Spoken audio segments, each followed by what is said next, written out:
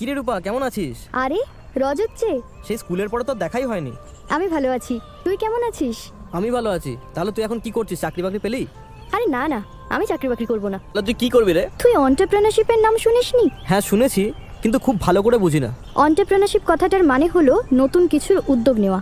উদ্যোগ নেওয়া মানে হচ্ছে আমাদের আশেপাশে থাকা যে কোনো প্রবলেম যেটা অনেক মানুষকে কষ্ট দিচ্ছে বা যার জন্য অনেক রকম অসুবিধে হচ্ছে, সেটার একটা ইউনিক সলিউশন তাদের কাছে পৌঁছে দেওয়া। শুনতে খুব ভালো লাগছে, বাট চাকরি করলে কত সুখ ভাবতো।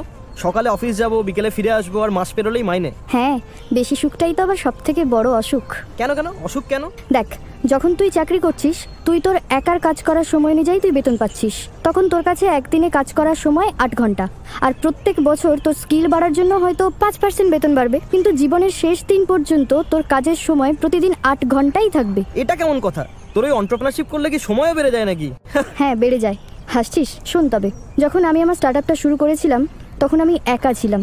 তাহলে তখন আমার একদিনে কাজের সময় ছিল 8 ঘন্টা, কিন্তু এখন আমার স্টার্টআপে 5 জন কাজ করে, মানে এখন আমার একটা দিনে কাজের সময় 40 ঘন্টা, আর আমার ইনকামও এখন 5 গুণ বা তার কাছাকাছি বেড়ে যাবে। ভাব তাহলে 4 মাসে আমার ইনকাম 5 গুণ, আর তোর 1 বছরে 5%। তার উপর তোর অফিসের কাজে একঘেয়েমি থাকবে।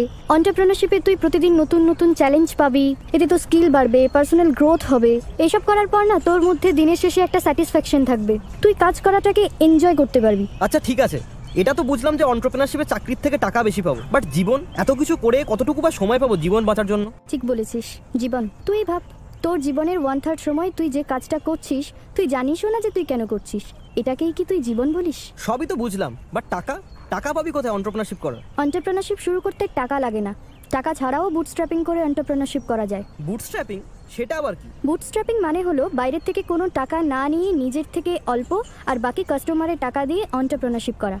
হ্যাঁ, টাকা তো অবশ্যই লাগবে, কিন্তু সেটা লাগবে স্টার্টআপটাকে বড় করতে। কিন্তু বড় করার টাকা তখনই লাগবে যখন বুটস্ট্র্যাপিংয়ে নিজের আইডিয়াটা একবার ভ্যালিডেট করে নিবি। কিন্তু যদি চেষ্টা করার পর দেখি আইডিয়াটা ফেল হয়ে গেল, তখন কি করব? ছোটবেলায় যখন অঙ্কের উত্তর মিলতো না, তখন যেভাবে আমরা অন্য রাস্তায় অঙ্কটা করার চেষ্টা করতাম, ঠিক তেমন এন্টারপ্রেনারশিপেও অন্য রাস্তায় হেঁটে ঠিক রাস্তাটা তোকে খুঁজে বের করতে হবে। কারণ সাকসেসের অপোজিট ফেলিওর নয়, সাকসেসের অপোজিট হলো গিভ আপ।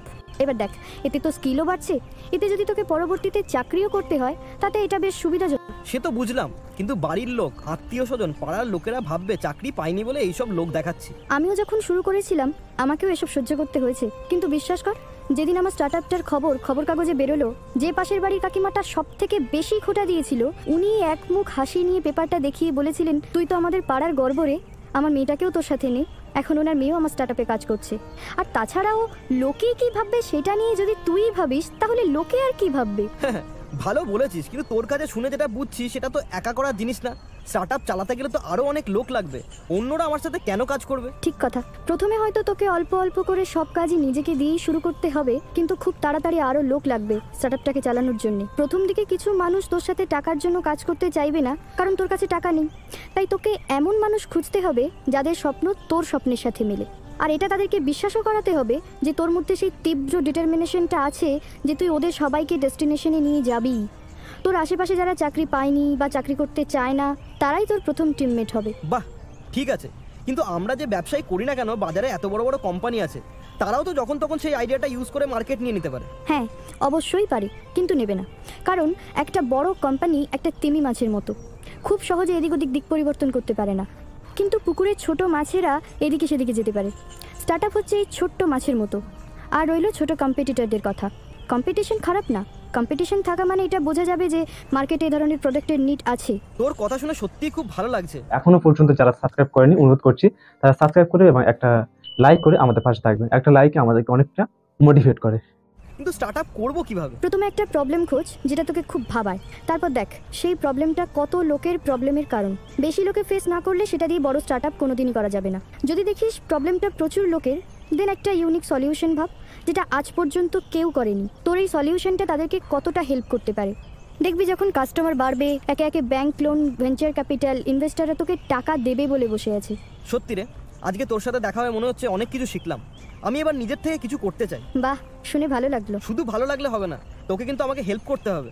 অবশ্যই, কিন্তু তুই তার আগে pbssd.gov.in ওয়েবসাইটে গিয়ে ট্রেনিংয়ের জন্য ফর্ম তো ফিল আপ কর। এখন চলি রে, অনেক তাড়া আছে। তারা কিসের রে? যাই গিয়ে রেজিস্ট্রেশনটা করে প্রবলেম খুঁজি, ওখান থেকেই তো এন্টারপ্রেনারশিপের শুরু। আমি তো আজই pbssd.gov.in/employer এ রেজিস্ট্রেশন করছি। আর আপনারা?